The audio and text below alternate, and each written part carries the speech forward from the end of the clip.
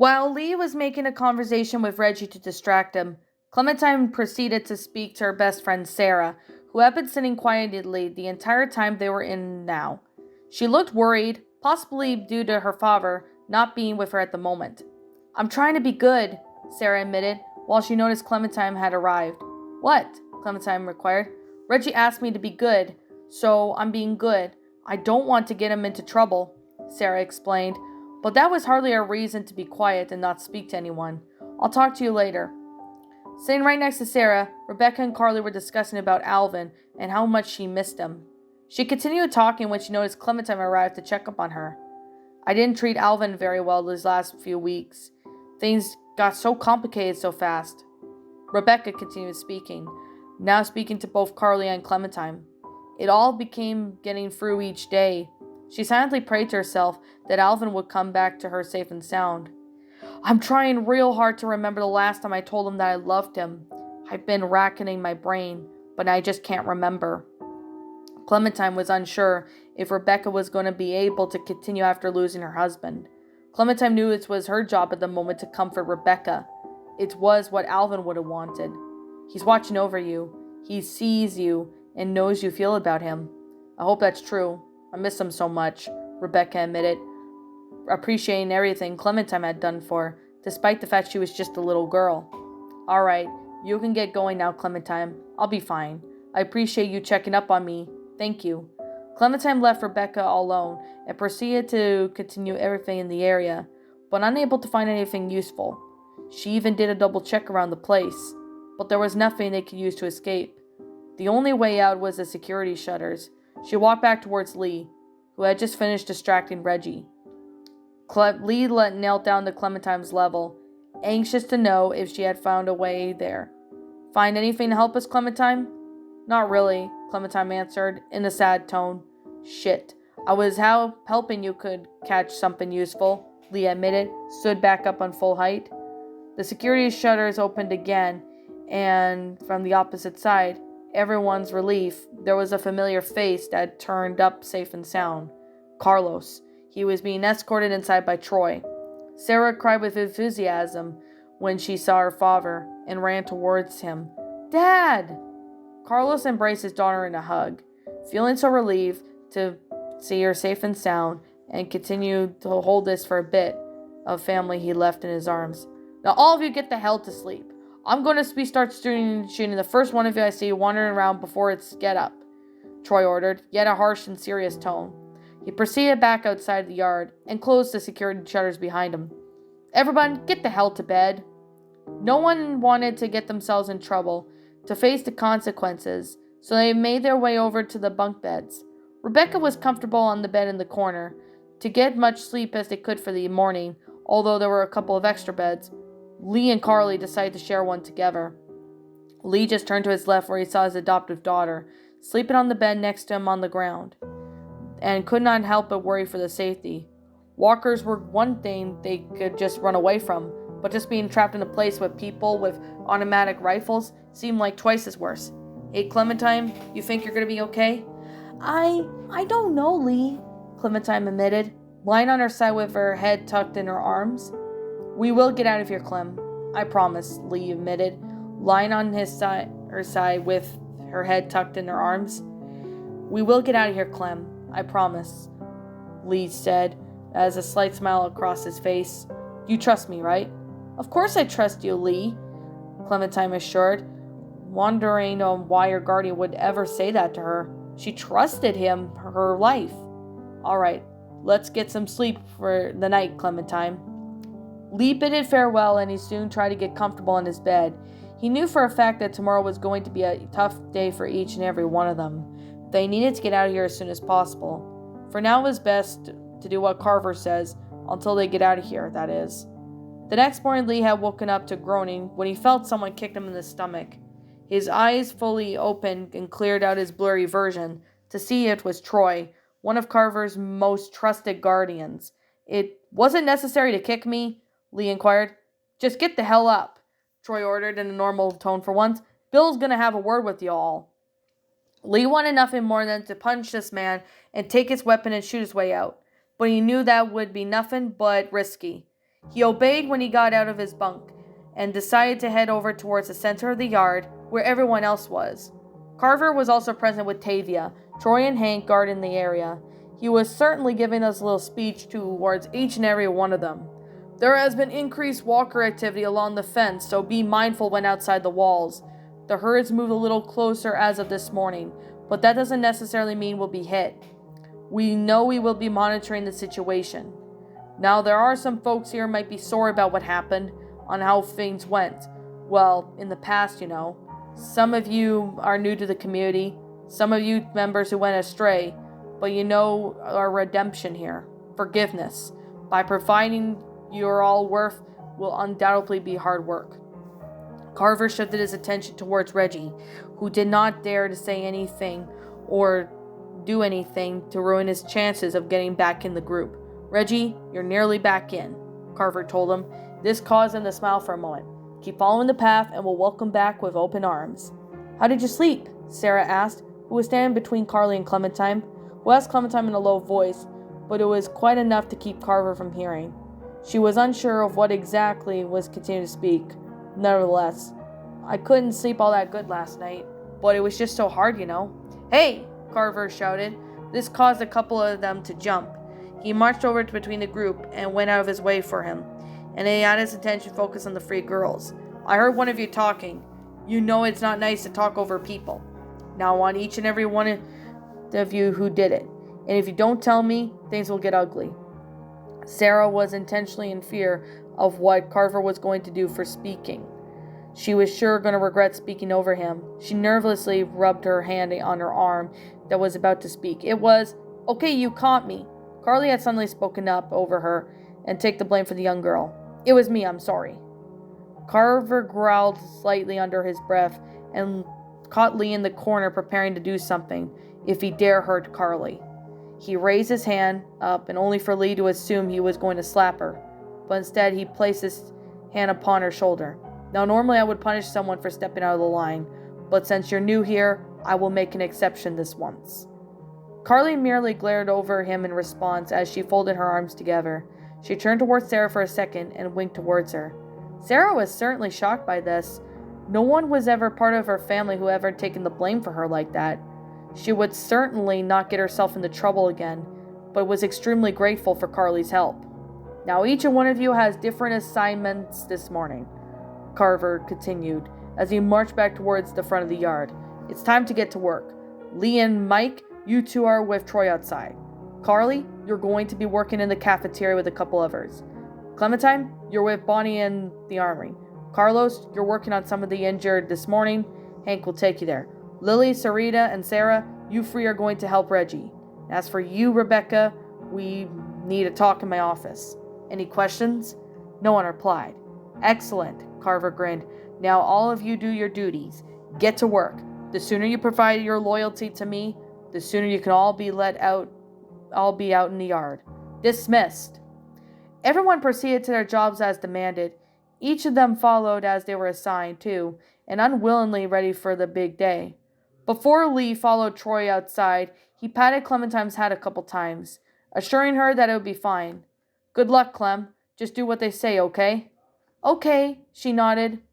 All right, I'll see you later, Lee said, as he followed Mike and Troy out of the yard. He sure hoped Clementine would be okay on her own here. She wasn't like the other girls. Of course, she was smarter than an average kid, but it still did not mean that she'd be in a safe place.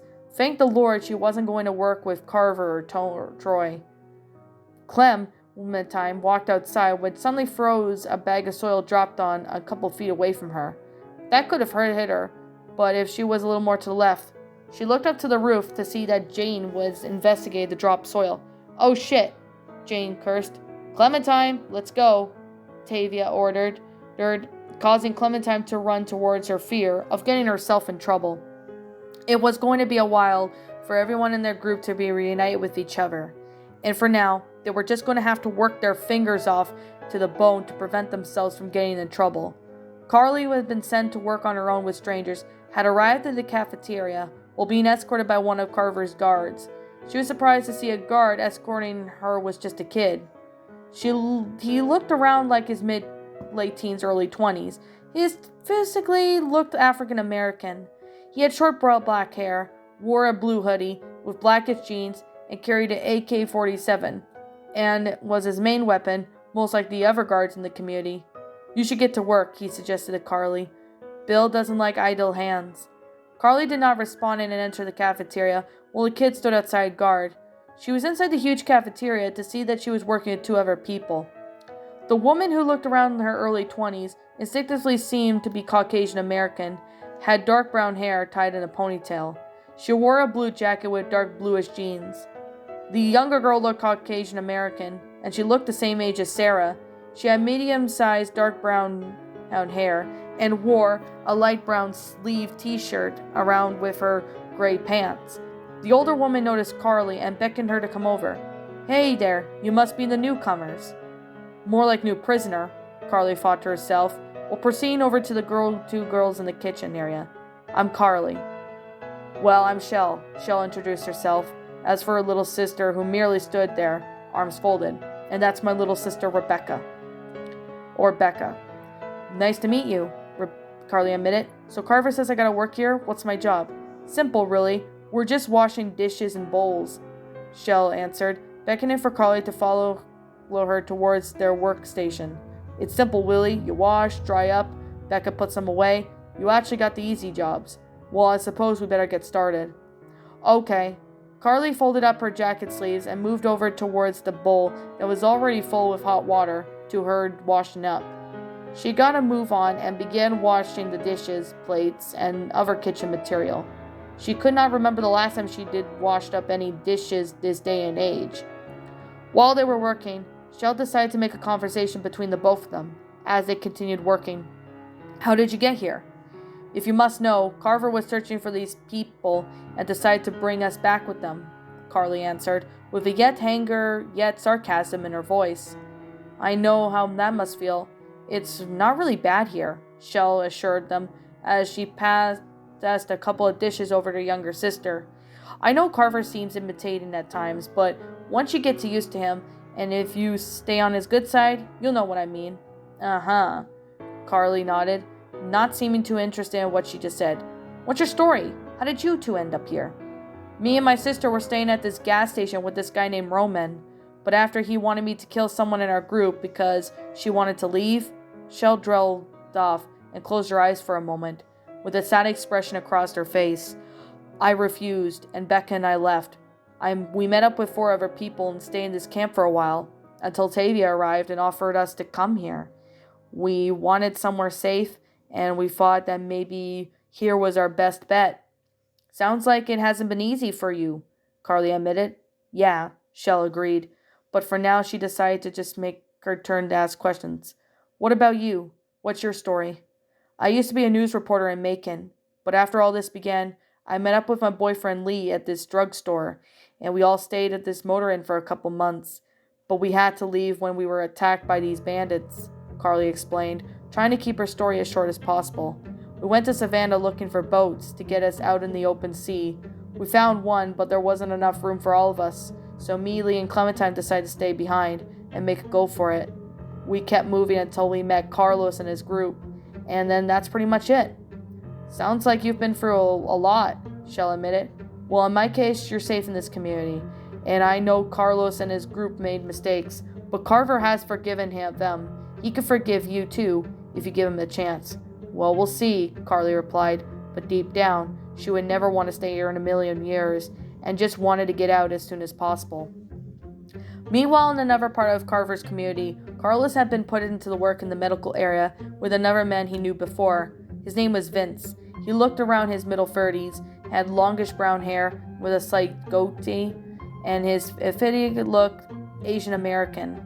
And on top of that, he wore a red jacket with a white t-shirt underneath as blackish jeans. It carried a Glock 17 in his main weapon. Carlos walked inside with Vince guarding the area, and he attended a couple of injured people who had either been shot or injured badly. Vince could not help but notice his bruised face and his fingers wrapped in bandages. What happened to you, Carlos? You look half dead.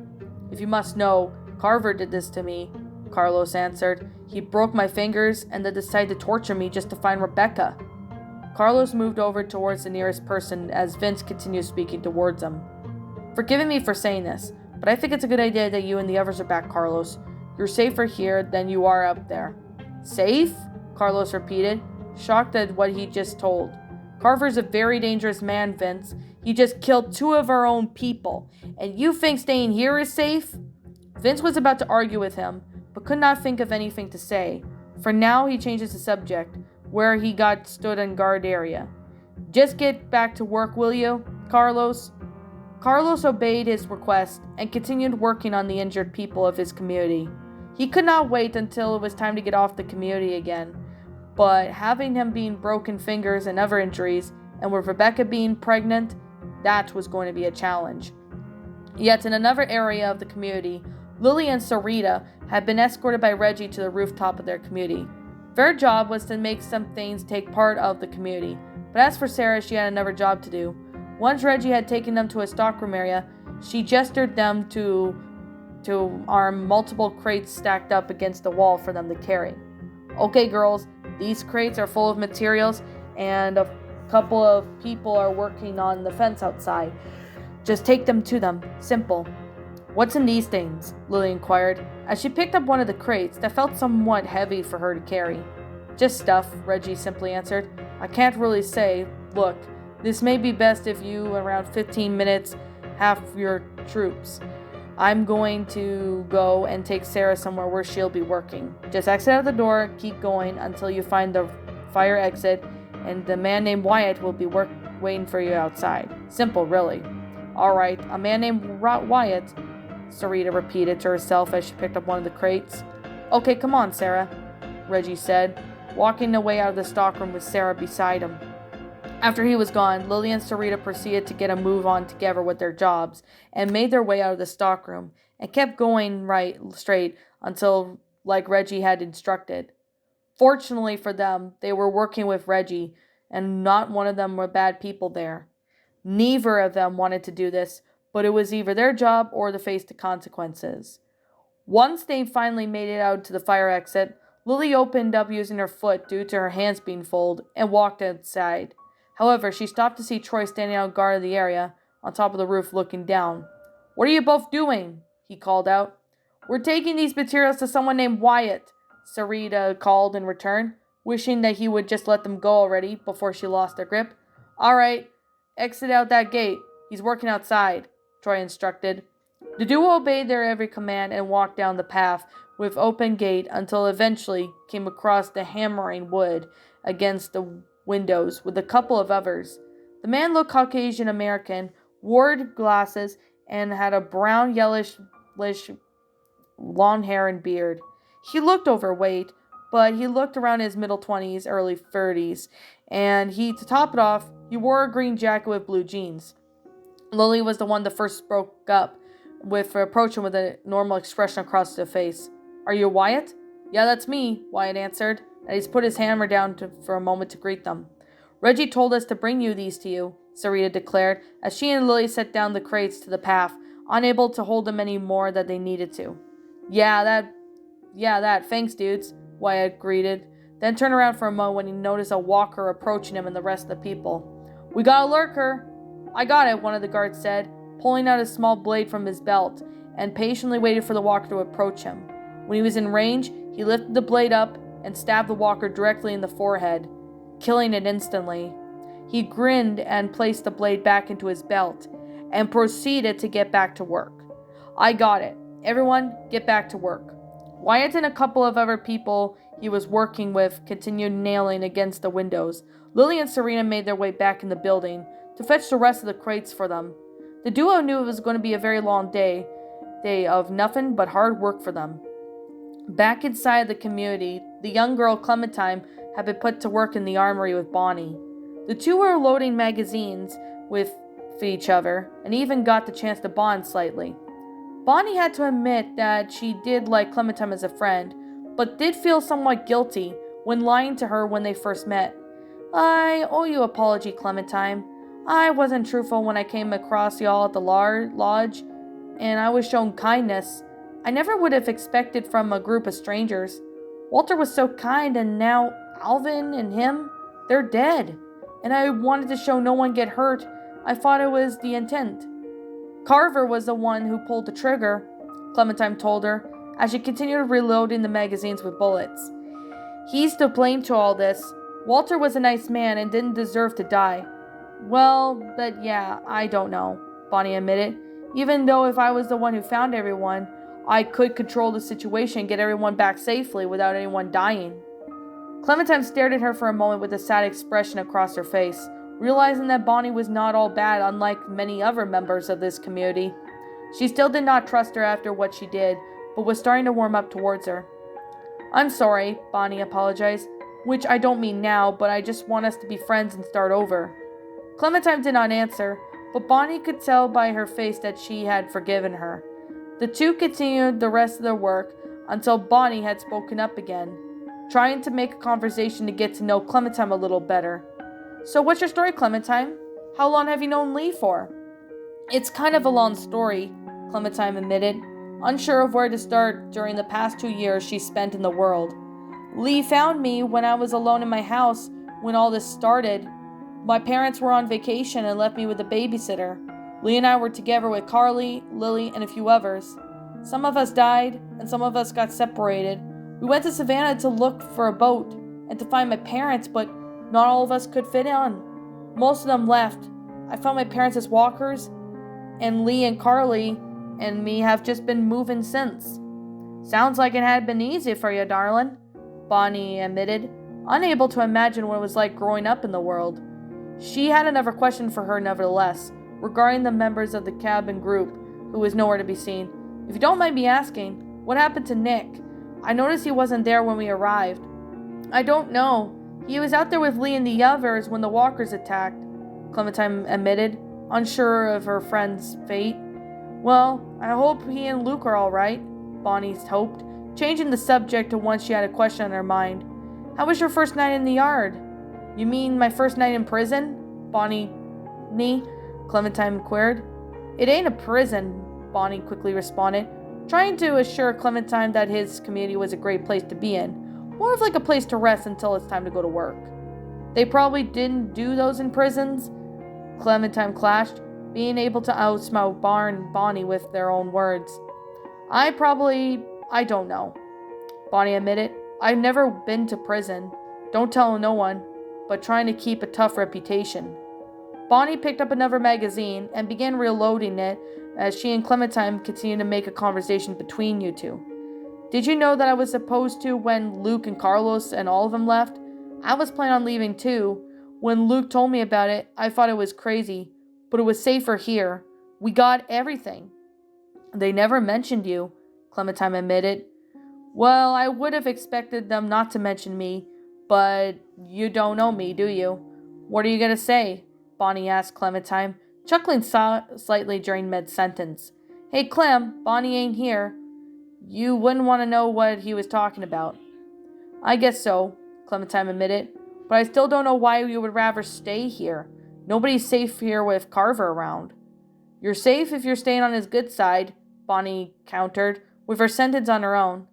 Does he even have a good side? Clementine inquired. Clem, it ain't easy keeping a group this big, fed, and protected, Bonnie admitted. I wouldn't want to be in Carver's shoes. I figured that I could make anyone a little stressed. I'm not defending what he did, but you should know I'm alive because of him. That's a fact, Clementine. Clementine could not believe what she was hearing.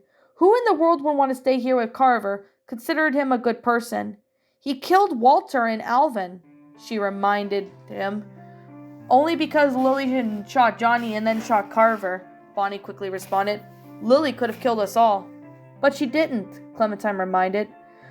Bill overreacted, but he was in the heat of the moment when he overreacted, Bonnie explained, as she picked up more magazines and then continued to do the rest of the work. Luke had ideas about how things should go, but Bill never agreed. They argued and Rebecca started showing, and that just made things worse. Maybe Luke was right about him. I wish he was here. I just hope he's safe.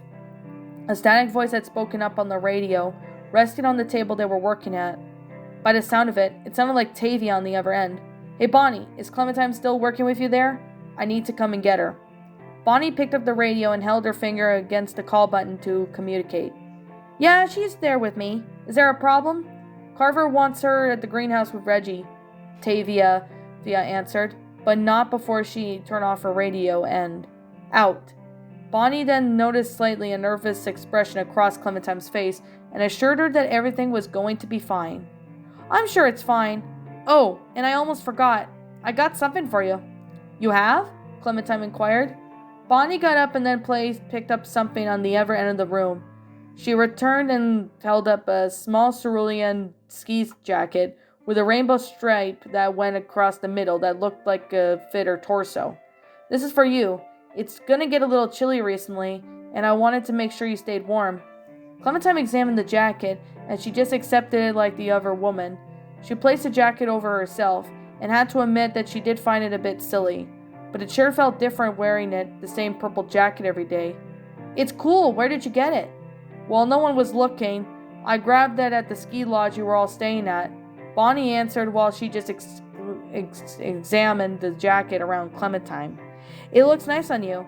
I thought it was cute, but I didn't know what to think or you would think. I got the feeling some folks might be jealous of that cool jacket of yours, especially your friend Sarah. The door had opened from the outside. The duo turned around to see that it was Tavia, who had just arrived to collect Clementine. She noticed that jacket across Clementine and arched an eyebrow. Oh, there you were. Where did you get that jacket? I found it lying around here, and I thought it would suit her, Bonnie answered. Kind of ugly, isn't it? Tavia inquired, causing Clementine to frown and cross her arms together.